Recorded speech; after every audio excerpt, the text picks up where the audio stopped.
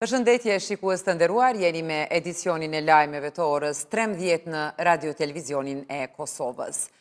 Naim Murseli, i akuzuar për vrasjen e gruas së tij Liridona Demajt, prej një jave është shtruar në klinikën e psikiatrisë. Lajmin e ka bërë të ditur drejtori i Institutit të Psikiatrisë Forenzike Shpend Haxhi Beqiri, i cili tha se i akuzuari Murseli do të qëndrojë në institut derisa të bëhet ekzaminimi i plot i tij.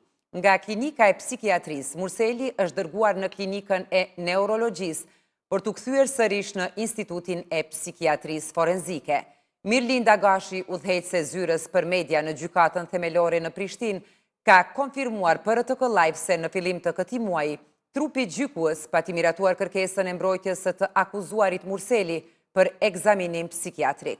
Ndërkaq, ngjarja e rëndë u shënua me 29 nëntor 2023 në rrugën Dalim Alshiqi në Prishtinë.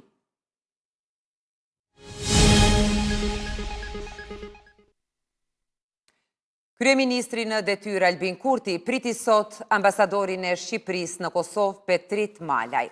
Gjatë këtij takimi u diskutua për zhvillimet e fundit në vend, përfshirë procesin e konstituimit të kuvendit dhe formimin e institucioneve të legjislaturës së nëntë. Gjithashtu Kurti dhe Malaj folën edhe për thellimin e bashkëpunimit ndërmjet dy vendeve në fusha të ndryshme, duke përfshirë ekonominë, infrastrukturën, sigurinë dhe fusha të tjera në kuadër të cilave tashmë po zbatohen marrëveshjet e nënshkruara ndërmjet Qeverisë së Kosovës dhe asaj të Shqipërisë. Të dy shprehen përkushtimin për të avancuar marrëdhënie dypalshe, duke punuar ngushtë për projekte të përbashkëta që do të sjellin përfitim të drejtë për drejtë për të dyja qytetarët e të dyja vendeve.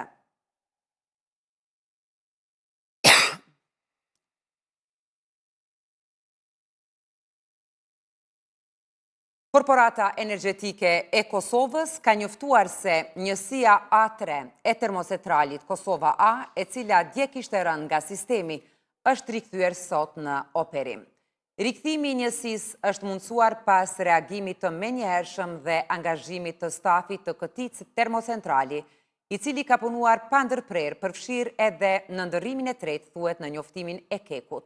Ndërkohë, deputetja e LDK-s Hykmete Bajrami vë në dukje se sot Kosova ka importuar gjysmën e energjisë që e shpenzon. Ajo thekson se sa herë që bien blloqet e Kekut, ngrihen në këmbë tregtarët e energjisë, veçanërisht NOA dhe EPT-ja e Vuk Hamoviqit. Ndaj deklaratës së saj ka reaguar deputeti i VV-s Halil Thaçi. Ai e cilësoi Bajramin si zëdhënëse të Kekut, pasi sipas tij ajo po flet për rënjet e blloqeve të termocentralit për të cilin vetë, sa ishin në pushtet, caktonin datat për mbyllje. Thaçi më tutje theksoi se subjekti politik të cilit i takon Bajrami ishte hartuesi i strategjisë për privatizimin dhe shturjen e Kekut në tërësi.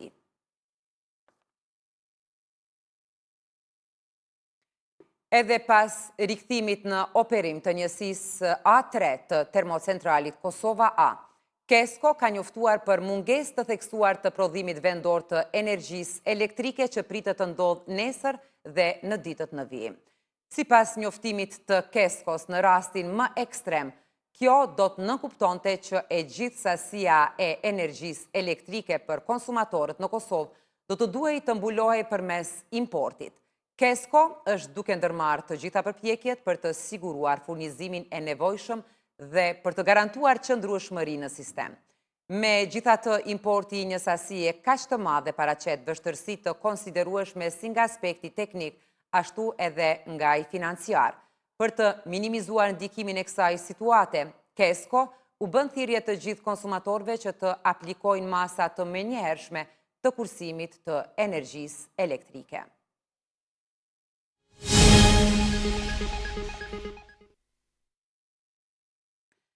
Është gjetur pa shenja jete një person në rrugën Flaka e Janarit pranë xhamisë së Llapit në Prishtinë. Lajmin e ka konfirmuar për RTK-n zëdhënësia e policisë së Kosovës Flora Ahmeti. Ajo tha se sot rreth orës 7:30 kanë pranuar informatën se një person është gjetur pa shenja jete në rrugën Flaka e Janarit në Prishtinë. Vdekjen e viktimës mashkull e ka konstatuar ekipi mjekësor në vendin e ngjarjes, ka deklaruar Ahmeti, duke shtuar se policia në koordinim me prokurorinë e shtetit ka nisur hetimet për zbardhjen e rrethanave të rastit.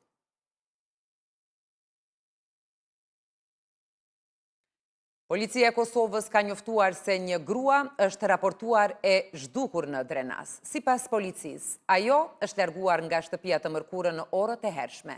Me urdhër të prokurorit kujdestar është inicuar rasti dhe është duke u hetuar, thuhet në raportin 24 orësh të policisë.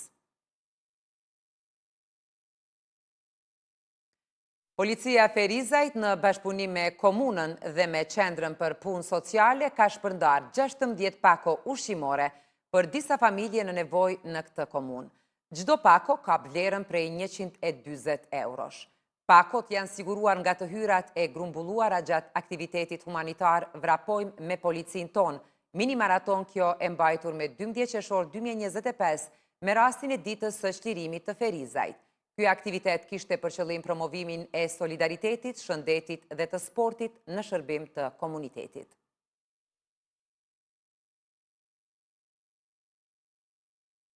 Ecim tutje me lajmet të ditës.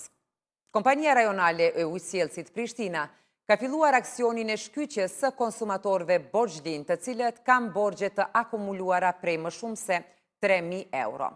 Shkyqjet e para janë realizuar në rrugën Nikol Ivanaj në Prishtinë, ku disa konsumatorë janë përballur me ndërprerjen e menjëhershme të shërbimit të furnizimit me ujë.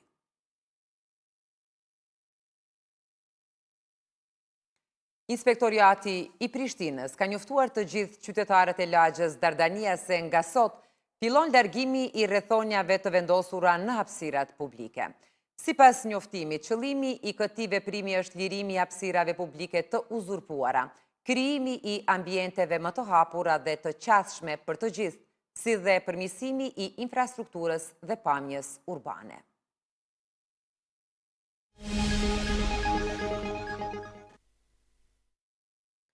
Ministrat e jashtëm të Mbretërisë së Bashkuar, Francës dhe të Gjermanisë do të zhvillojnë sot bisedime me homologun iranian në Gjenevë si pjesë e përpjekjeve për t'i dhënë fund konfliktit Izrael-Iran. Bisedimet vijnë pasi shtëpia e Bardhë thotë se Donald Trump do të vendosë brenda 2 javëve të ardhshme nëse SBA do të bashkohen sulmeve izraelite ndaj Iranit. Trump ka vonuar marrjen e një vendimi pasi mendon se ka një shans të konsiderueshëm për bisedime. Ministria e Jashtme e Mbretërisë së Bashkuar thotë se David Lammy do të përsërisë shqetësimet e kahershme të Mbretërisë së Bashkuar në lidhje me programin bërthamor të Iranit dhe do të bëjë presion për një zgjidhje diplomatike në takimet e tij sot në Gjenevë. Lammy dhe ministrat e jashtëm të Francës dhe Gjermanisë do të takohen me homologun e tyre iranian Abbas Araghchi, si dhe me diplomatën më të lartë të BE-s Kaja Kallas. Lammy ka arritur në Zvicër me një fluturim natën nga Washingtoni, ku takoi sekretarin e shtetit të SBA-s Marco Rubio dhe të dërguarin special të shtëpisë së Bardhë Steve Witkoff. Në një deklaratë Lammy thotë se situata në lindjen e mesme mbetet e rrezikshme. Ne jemi të vendosur që Irani të mos ketë kurrë armë bërthamore, ka thënë ai. Tani ekziston një dritare brenda 2 javëve të ardhshme për të arritur një zgjidhje diplomatike. Në anën tjetër, ushtria izraelite thotë se ka sulmuar 10 vende ushtarake në Iran gjatë natës, ndërsa Irani gjithashtu ka lëshuar raketa drejt Izraelit. 5 persona janë plagosur në Beersheba në Izraelin jugor, sipas shërbimeve të emergjencës. Irani nuk ka publikuar shifrat e viktimave që nga e diela. Gazetarët e BBC-s janë të kufizuar të raportojnë nga brenda vendit, duke e bërë të vështirë vlerësimin e dëmit të shkaktuar nga ofenziva e Izraelit.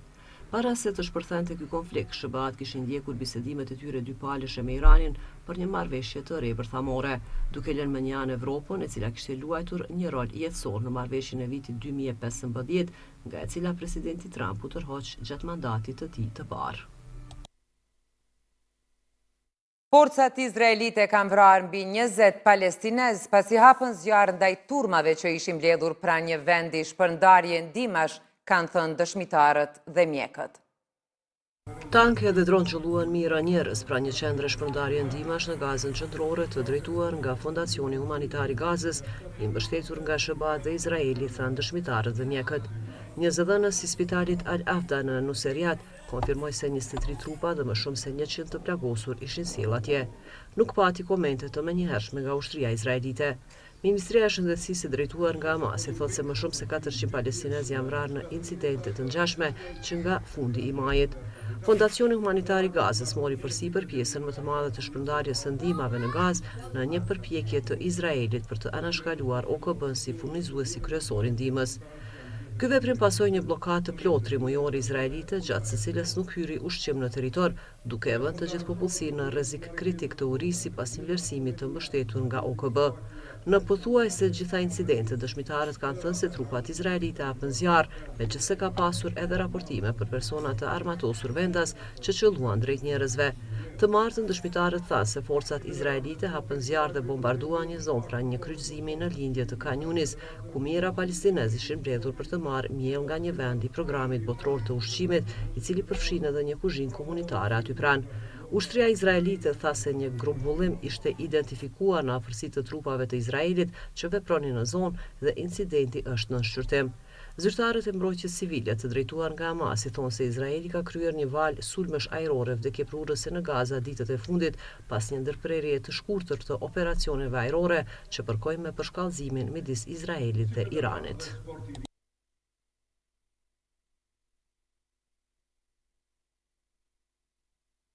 Të nderuar shikues, kaq për këtë edicion. Për të mos humbur asgjë nga lajmet më të fundit, na ndiqni edhe në rrjetet sociale. Jemi gjithmonë live në rtk live.com. Faleminderit për vëmendjen.